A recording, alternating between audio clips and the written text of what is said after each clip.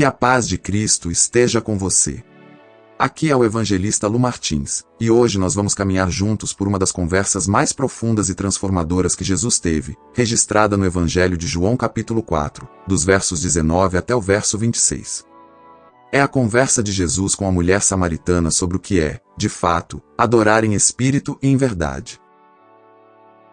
Antes de falar de música, antes de falar de estilo de culto, antes de falar de emoção ou sensação, Jesus fala de coração, de verdade e de identidade. E se nós deixarmos, essa palavra vai reorganizar completamente a maneira como eu e você enxergamos a nossa relação com Deus, o nosso culto, a nossa vida diária. Vamos começar lembrando o cenário. Jesus está em Samaria, numa cidade chamada Sicar, perto do poço de Jacó. Era mais ou menos meio-dia, o sol forte. Ele, um judeu, cansado da caminhada, senta ao lado do poço. E chega uma mulher samaritana para tirar água. Naquele contexto, judeus e samaritanos não se davam bem. Havia séculos de desconfiança, de disputa religiosa, de preconceito étnico. Um judeu não falava com um samaritano, principalmente um rabino, um mestre. Além disso, homens não costumavam puxar conversa em público com mulheres desconhecidas. E, ainda por cima, aquela mulher tinha um passado complicado, relacionamentos quebrados. E é justamente aí, nesse cenário carregado de barreiras, que Jesus decide começar uma conversa. Ele pede água. Aos poucos ele revela uma água viva, que sacia a sede da alma. Ele expõe a realidade da vida daquela mulher. Você já teve vários maridos e o que você tem agora não é seu marido. E, diante dessa confrontação amorosa, a mulher reconhece: Senhor, vejo que tu és profeta. É nesse momento que ela levanta a grande questão teológica que dividia judeus e samaritanos. Nossos pais adoraram neste monte, e vós dizeis que é em Jerusalém o lugar onde se deve adorar. Isso está em João capítulo 4, versos 19 e 20. Perceba a profundidade disso. A mulher, confrontada em seu pecado, em sua história, imediatamente traz à tona uma questão de adoração. Porque a forma como a gente se relaciona com Deus, a forma como a gente entende o culto, o lugar da adoração, está profundamente ligada a como lidamos com nossa culpa, com nossa sede interior. Vamos entender melhor essa disputa. Os samaritanos criam que o Monte Gerizim era o lugar legítimo de adoração. Ali, na região deles, havia um templo rival ao de Jerusalém. Eles aceitavam somente o Pentateuco, os primeiros 5 livros, e liam textos como Deuteronômio capítulo 12, versos 5 até 14, entendendo que o lugar escolhido por Deus para fazer habitar o seu nome podia ser ali, em Gerizim.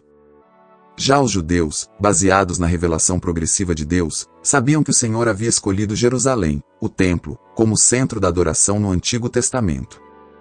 Então a pergunta da mulher não é pequena. É como se ela dissesse: afinal, quem está certo? Os samaritanos ou os judeus? Adoramos aqui ou em Jerusalém? Onde Deus realmente está?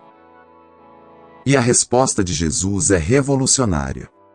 Ele diz, no verso 21, Mulher, crê em mim que a hora vem em que nem neste monte nem em Jerusalém adorareis o Pai. Jesus está anunciando o fim da centralidade de lugares físicos específicos como condição para a verdadeira adoração. Não é que Jerusalém não tivesse importância. Deus mesmo tinha escolhido o templo como lugar onde o seu nome habitaria, como nós vemos em Deuteronômio capítulo 12. Mas aquilo sempre foi sombra, sempre foi meio, nunca foi o fim em si mesmo. Desde o Antigo Testamento Deus vinha dizendo, por meio dos profetas, que ele não se satisfazia com rituais vazios. Em 1 Samuel capítulo 15 verso 22, por exemplo, o profeta pergunta: tem porventura o Senhor tanto prazer em holocaustos e sacrifícios quanto em que se obedeça a sua palavra? A resposta é clara: obedecer é melhor do que sacrificar. Em Oséias capítulo 6 verso 6, Deus diz: quero misericórdia e não sacrifícios, e conhecimento de Deus mais do que holocaustos. Em Salmo 51, versos 16 e 17, Davi declara que Deus não se agrada simplesmente de sacrifícios externos, mas de um espírito quebrantado e um coração contrito. Ou seja, desde muito antes, o Senhor vinha preparando seu povo para entender que o lugar físico, o rito em si, não era o centro. Jerusalém e o templo apontavam para algo maior, para alguém maior. Jesus, então, olha para aquela mulher samaritana e diz: vem a hora, e agora é, em que os verdadeiros adoradores adorarão o Pai em espírito e em verdade, porque o Pai procura tais que assim o adorem. Deus é espírito, e importa que os que o adoram o adorem em espírito e em verdade. Essa é a chave do nosso texto. E nós precisamos perguntar: o que significa, biblicamente, adorar em espírito e em verdade? E, mais ainda, o que isso tem a ver com a minha vida hoje, aqui no Brasil, com o meu culto, com a minha família, com o meu trabalho, com a minha luta contra o pecado? Vamos primeiro olhar para a palavra espírito. Quando Jesus fala em adorar em espírito, ele não está falando simplesmente de emoção intensa, de arrepio, de choro, de uma experiência emotiva forte. A Bíblia usa a palavra espírito para falar do nosso ser interior, da nossa profundidade, daquilo que somos lá dentro, onde ninguém vê. No Evangelho de João como um todo, o Espírito Santo tem papel central. Em João capítulo 3, Jesus fala com Nicodemo sobre nascer de novo, nascer da água e do Espírito. Sem esse novo nascimento, a pessoa não pode ver nem entrar no reino de Deus. Isso quer dizer que adorar em espírito é algo que só é possível para quem foi regenerado, para quem foi alcançado pela obra do Espírito Santo no coração. Adorar em espírito é adorar com o nosso interior vivo para Deus, não apenas cumprindo formas externas. É o oposto de um culto apenas mecânico, de boca para fora, de corpo presente e coração ausente. Agora, quando Jesus fala de verdade, ele não está falando só de sinceridade subjetiva, do tipo: eu adoro do meu jeito, o importante é ser sincero. No Evangelho de João, a verdade está profundamente ligada à pessoa de Cristo. Em João capítulo 1 verso 14, lemos que o Verbo se fez carne e habitou entre nós, cheio de graça e de verdade. Em João capítulo 14 verso 6, Jesus declara: eu sou o caminho, a verdade e a vida. Lá em Efésios capítulo 4 verso 21, o apóstolo Paulo diz que os crentes foram ensinados quanto à verdade em Jesus. Portanto, adorar em verdade é adorar conforme a revelação correta de Deus em Jesus Cristo. Não é criar uma imagem de Deus à nossa própria maneira, às nossas tradições, às nossas preferências culturais. É submeter o nosso entendimento de quem Deus é aquilo que ele revelou em sua palavra, culminando na pessoa do Filho.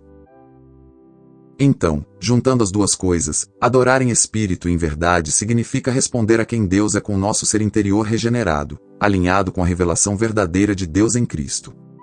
Não é apenas sobre o lugar onde eu estou fisicamente, mas sobre quem eu sou por dentro e quem é o Deus a quem eu me achego. Jesus diz algo muito forte no verso 22, vós adorais o que não conheceis, nós adoramos o que conhecemos, porque a salvação vem dos judeus. Aqui ele está falando dos samaritanos e dos judeus. Perceba que Jesus não relativiza a verdade. Ele não diz: cada um tem sua maneira, o importante é ter fé. Ele afirma que os samaritanos, com sua tradição incompleta e distorcida, adoravam o que não conheciam plenamente. Já os judeus, apesar de todos os seus pecados, tinham recebido a revelação de Deus por meio das Escrituras, e da linhagem judaica viria o Messias, a salvação.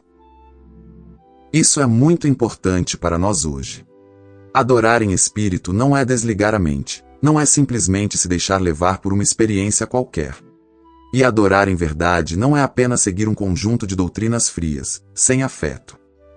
É conhecer o Deus verdadeiro, revelado nas Escrituras e em Cristo, e responder a Ele com todo o nosso ser, mente, coração, vontade, corpo, emoções, tudo.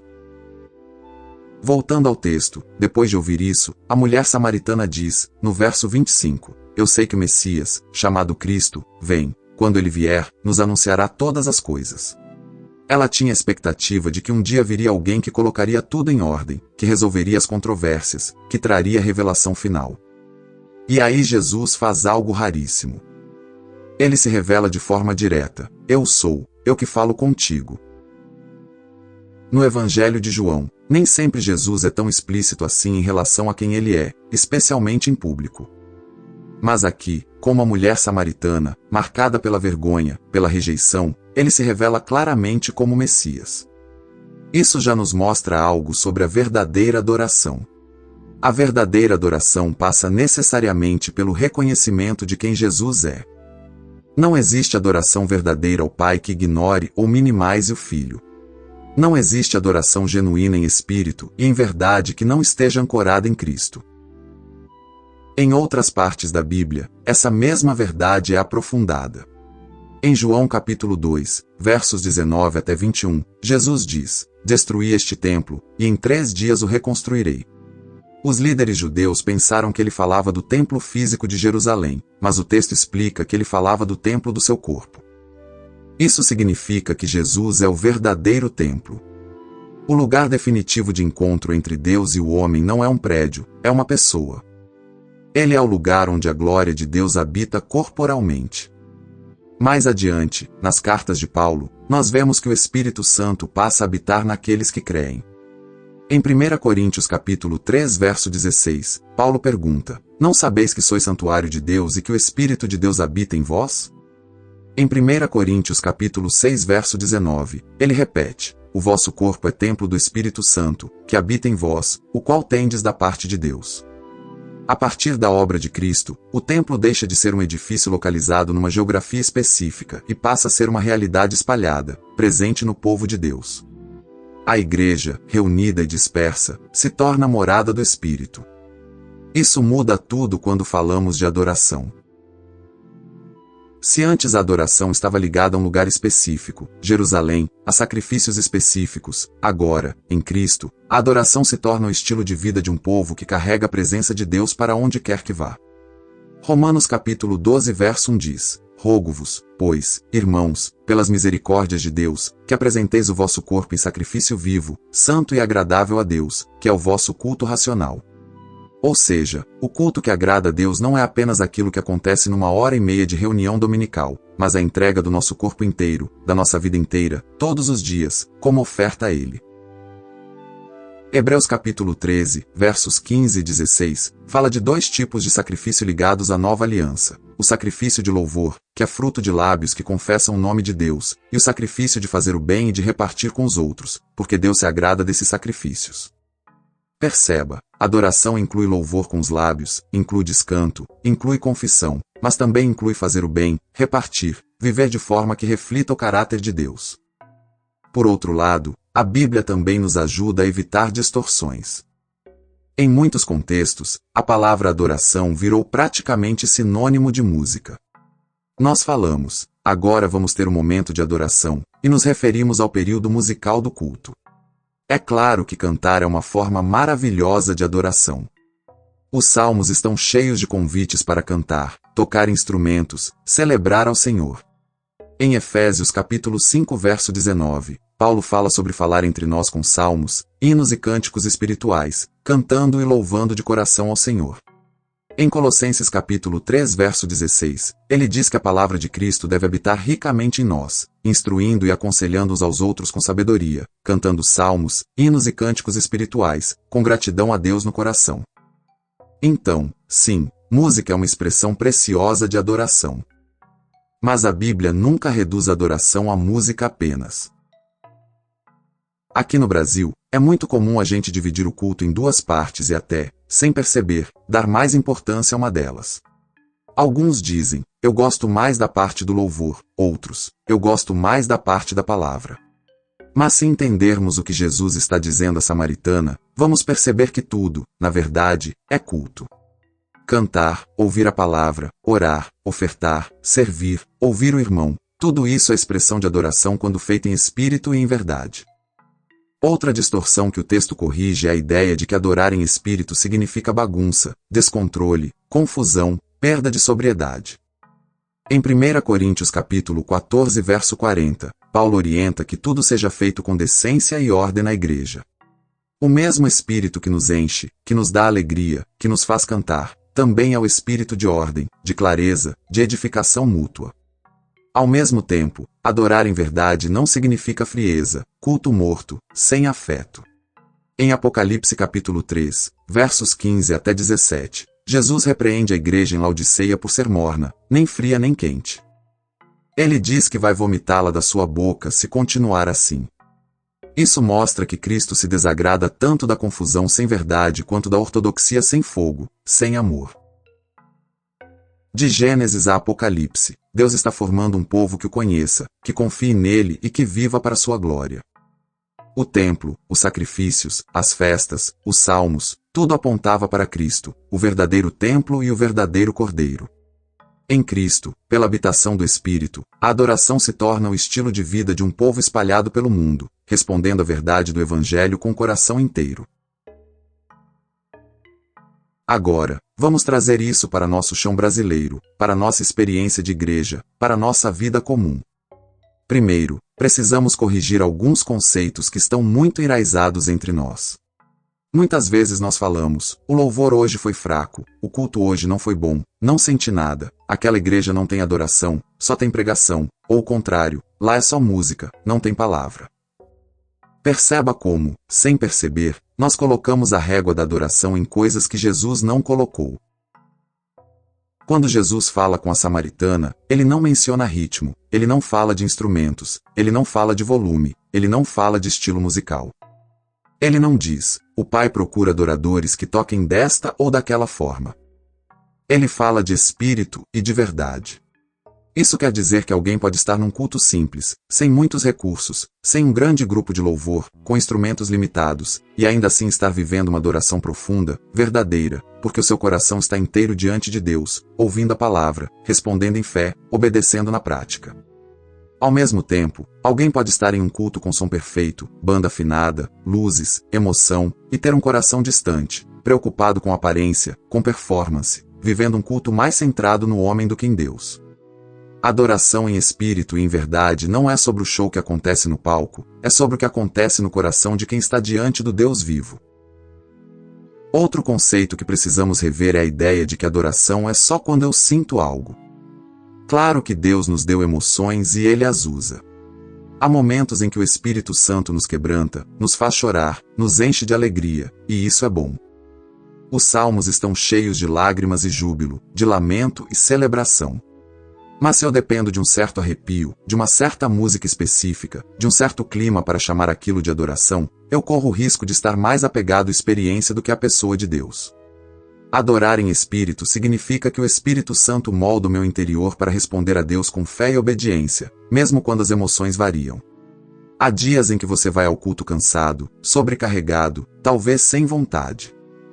Nesses dias, continuar buscando, continuar cantando verdades, continuar ouvindo a palavra, é também adoração.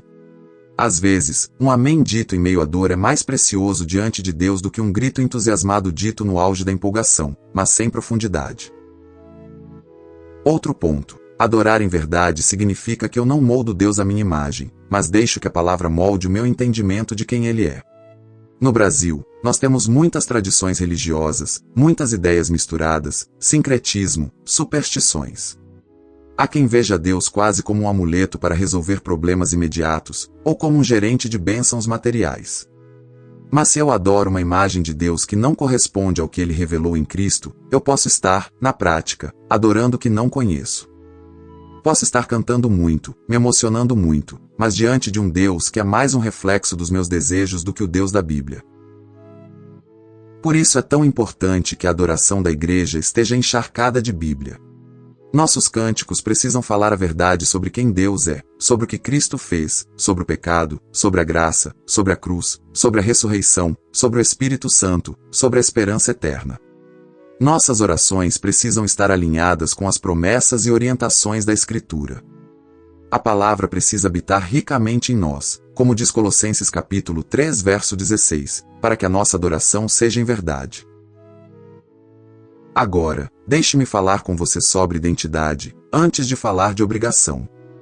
É muito fácil ouvir uma palavra sobre adoração e já pensar assim: estou falhando nisso, eu não sou um bom adorador, preciso me esforçar mais, preciso fazer mais coisas para Deus, senão Ele não vai me aceitar.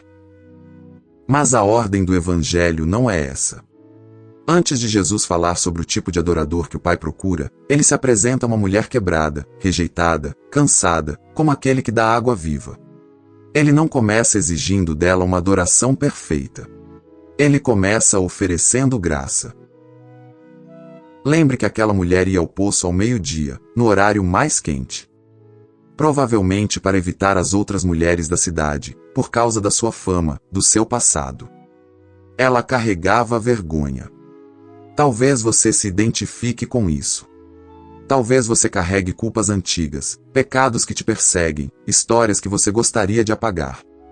Talvez, inclusive, você vá ao culto mas se sinta sempre meio de fora, como se os outros fossem crentes melhores do que você. O Evangelho de João capítulo 4 nos mostra que Jesus vai ao encontro justamente desse tipo de pessoa. Ele atravessa fronteiras geográficas, culturais, religiosas, para se encontrar com uma samaritana específica, naquele horário específico, naquele poço. Em Hebreus capítulo 10, dos versos 19 até 22, a Bíblia nos lembra que, por causa do sangue de Jesus, nós temos ousadia para entrar no Santo dos Santos, isto é, para nos aproximar do Deus Santo. Não porque somos bons adoradores, mas porque temos um grande sacerdote que abriu um novo e vivo caminho. Em Cristo, você já é aceito. Em Cristo, você já foi trazido para perto, independentemente da sua origem social, da sua educação, da sua história familiar, do seu passado. Em Cristo, você é chamado filho, filha. E é a partir dessa identidade, não para conquistar essa identidade, que você é chamado a adorar em espírito e em verdade. Porque o Espírito habita em você, a sua vida inteira pode se tornar um altar. Não para conquistar o amor de Deus, mas em resposta ao amor que você já recebeu. Veja o que acontece com a mulher samaritana depois que ela reconhece quem é Jesus. Ela deixa o seu cântaro, vai até a cidade e começa a dizer às pessoas: venham ver um homem que me disse tudo quanto tenho feito. Será este, porventura, o Cristo? Aquela que tinha vergonha de ser vista, agora se torna uma testemunha pública.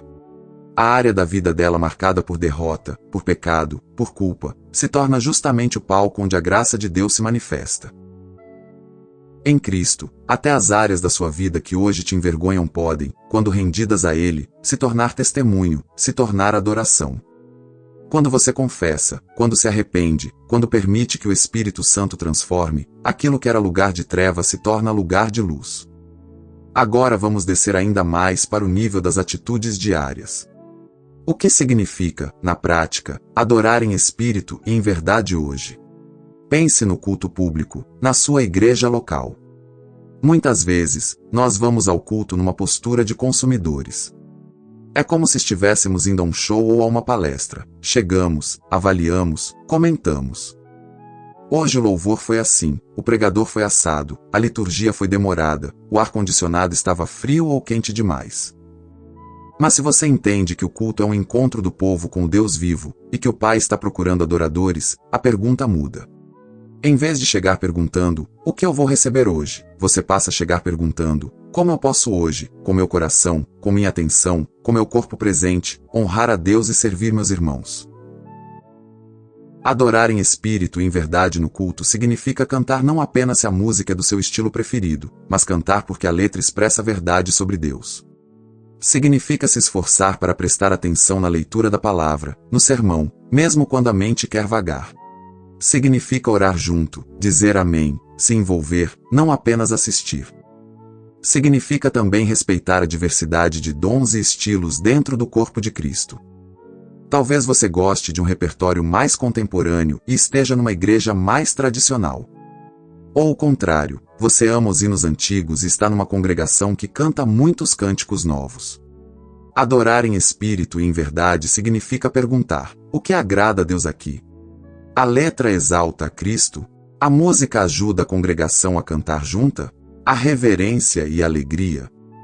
Em vez de brigar por preferência pessoal, você escolhe se alegrar com o que é verdade sobre Deus e com o privilégio de, junto com outros irmãos, exaltar o nome que está acima de todo nome. Agora pense no seu trabalho, nos seus estudos, no seu dia a dia. Colossenses capítulo 3 verso 23 diz que tudo quanto fizermos, devemos fazer de coração, como para o Senhor, e não para os homens. Isso é adoração em espírito e em verdade. Quando você trabalha com honestidade, ainda que ninguém esteja olhando, você adora. Quando você se recusa a participar de um esquema de corrupção, mesmo que isso te custe oportunidades, você está glorificando a Deus.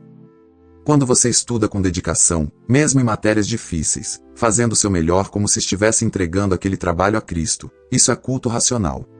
Até a maneira como você dirige no trânsito, como você fala com atendentes, como você se comporta na fila do mercado, tudo isso pode ou não ser adoração, dependendo de quem está governando seu coração naquele momento.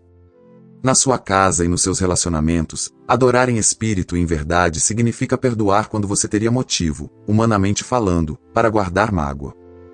Significa ouvir com paciência alguém da sua família que está cansado, repetitivo, mas que precisa ser acolhido. Significa cuidar dos filhos, trocar fraldas, arrumar a casa, preparar comida, não como tarefas insignificantes, mas como serviço prestado a Deus. Honrar pai e mãe, ser fiel no casamento, guardar os olhos e o coração, servir na igreja local mesmo quando ninguém vê ou reconhece, tudo isso é oferta viva. Talvez ninguém te aplauda, mas o Pai que vê em secreto se agrada. Na luta contra o pecado, adorar em espírito e em verdade significa dizer não a uma tentação, não apenas por medo de punição, mas por amor a Cristo. Quando, por causa do que Jesus já fez por você, você decide apagar aquele conteúdo impróprio, desligar a tela, sair daquela conversa tóxica, confessar aquele pecado oculto, você está adorando. Você está dizendo com suas atitudes: Senhor, Tu és mais precioso para mim do que esse prazer momentâneo. Eu creio que a Tua vontade é boa, perfeita e agradável, mesmo quando ela confronta meus desejos. Na sua rotina espiritual, adorar em espírito e em verdade significa ler a Bíblia e orar não para cumprir tabela, não para pagar promessa, mas para conhecer mais o Deus que já te aceitou em Cristo. Quando você abre as Escrituras, mesmo cansado, dizendo: Senhor, fala comigo, eu quero te conhecer, isso é adoração. Quando você dobra os joelhos ou fala com Deus lavando a louça, dirigindo, caminhando, abrindo o coração, isso é adoração. Percebe como, à luz de João capítulo 4, a adoração deixa de ser um departamento da vida e passa a ser o eixo da vida? O Pai não está procurando músicos profissionais, não está procurando performances impecáveis, está procurando adoradores. Gente comum, como eu e você, que vive diante dele em todos os ambientes. E aqui entra uma pérola prática para o nosso dia. Hoje, antes de reclamar do culto, de uma música, do pregador, do clima da igreja, faça uma oração simples. Pai, por causa de Jesus e no poder do Teu Espírito, faz da minha vida inteira um lugar de adoração verdadeira, começando pelas atitudes que eu vou tomar ainda hoje. Você pode fazer essa oração antes de entrar na igreja, antes de começar o expediente, antes de iniciar uma conversa difícil. É uma forma de alinhar o coração com o propósito de Deus. Agora, olhe de novo para Cristo dentro desse tema. Jesus é o verdadeiro templo. Nele, a plenitude de Deus habita corporalmente. Isso quer dizer que, se você está em Cristo pela fé, qualquer lugar pode se tornar santo, não por causa do lugar em si, mas porque você se aproxima do Pai por meio do Filho. Jesus é também a verdade de Deus. Ele não apenas fala a verdade, ele é a verdade encarnada. Adorar em verdade é olhar para ele, é ouvir a sua palavra, é se render ao que ele diz, mesmo quando isso confronta nossas tradições, nossas preferências, nossas teimosias. Ele é aquele que envia o Espírito Santo. Em João capítulo 3, dos versos 5 até 8, Jesus fala do novo nascimento, da obra do Espírito. Em Romanos capítulo 8 verso 15, Paulo fala que é pelo Espírito que clamamos: Abba, Pai. Sem o Espírito, adoração é só rito, com o Espírito, é vida. E, não esqueça, Jesus é aquele que vai ao encontro da samaritana. Ele toma a iniciativa, atravessa fronteiras, se apresenta a uma pessoa improvável.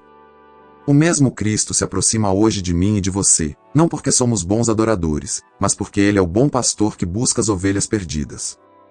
Então, talvez você que me ouve ainda esteja longe. Talvez você até frequente culto, conheça músicas, saiba frases cristãs, mas, lá no fundo, nunca se rendeu a Cristo como Senhor e Salvador.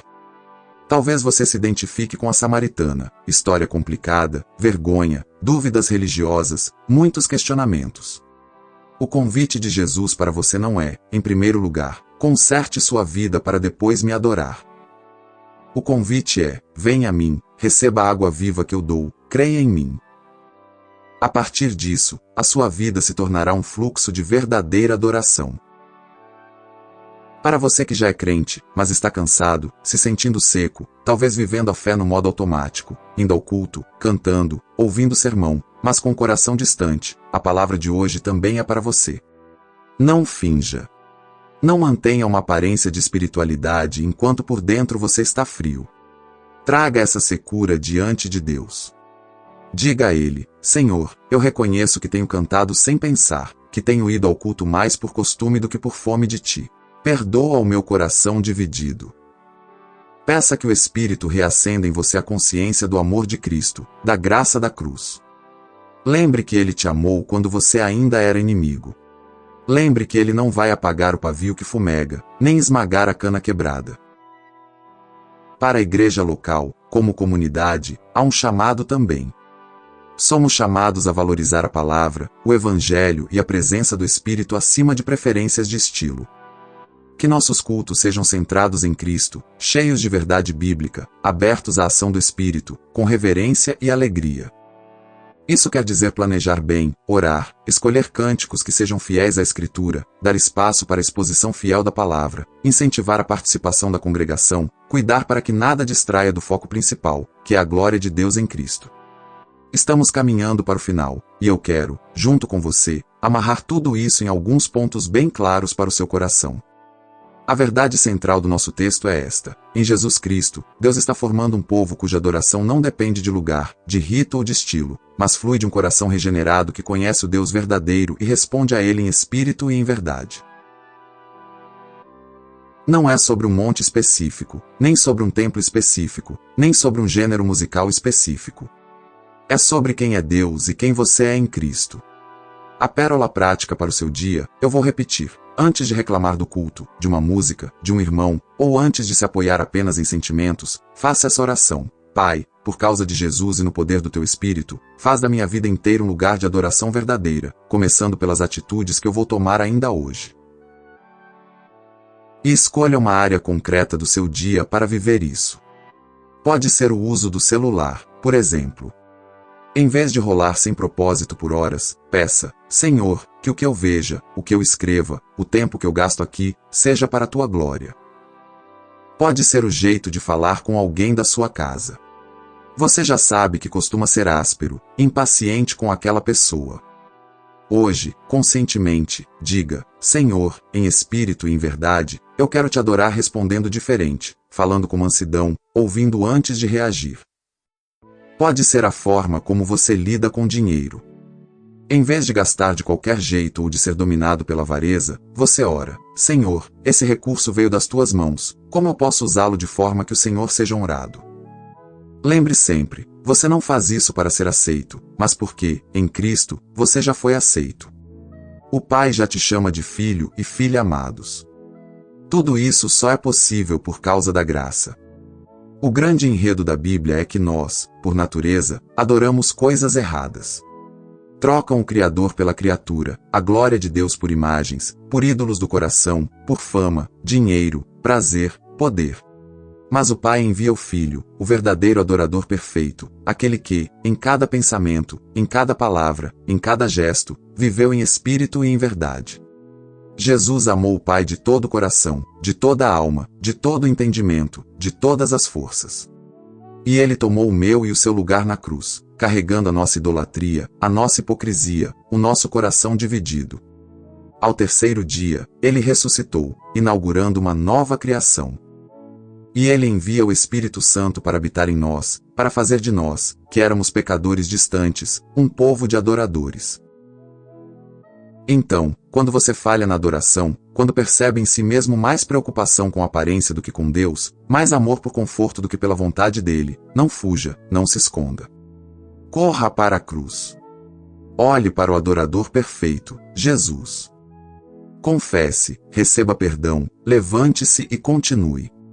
Eu quero agora sugerir que você ore comigo, onde você estiver. Se puder, feche seus olhos. Se não puder, ore no seu coração. Senhor, Tu és Espírito. E eu confesso que muitas vezes reduzi a adoração a um lugar, a um estilo, a um sentimento passageiro. Obrigado porque em Jesus Tu abriste para mim um novo e vivo caminho. Por causa do sacrifício perfeito de Cristo, perdoa o meu coração dividido e frio. Enche-me com Teu Espírito, para que eu Te adore com sinceridade, com a mente renovada pela Tua palavra e com a vida inteira colocada diante de Ti. Que o meu trabalho, minha casa, minhas decisões e até meu sofrimento se tornem lugares onde o Senhor é honrado. Faz de mim, em Cristo, o adorador que o Pai procura. Em nome de Jesus. Amém. Se hoje, enquanto ouvia essa mensagem, você percebeu que precisa dar um passo concreto, não deixe para depois. Talvez seja conversar com alguém, pedir perdão, buscar ajuda na sua igreja, reorganizar sua agenda para ter tempo com Deus, ajustar atitudes que você já sabe que não agradam ao Senhor. Lembre, você não está sozinho. O mesmo Jesus que sentou ao lado do poço em Samaria, que teve paciência com aquela mulher, que se revelou a ela, está vivo, à direita do Pai, e, por meio do Espírito Santo, atua hoje em mim e em você. Que Ele faça da sua vida, não apenas de uma parte do seu domingo, mas de todos os seus dias, um lugar de adoração em espírito e em verdade. Que Deus te abençoe e te fortaleça para viver isso, hoje, aí onde você está. Até a próxima, em nome de Jesus.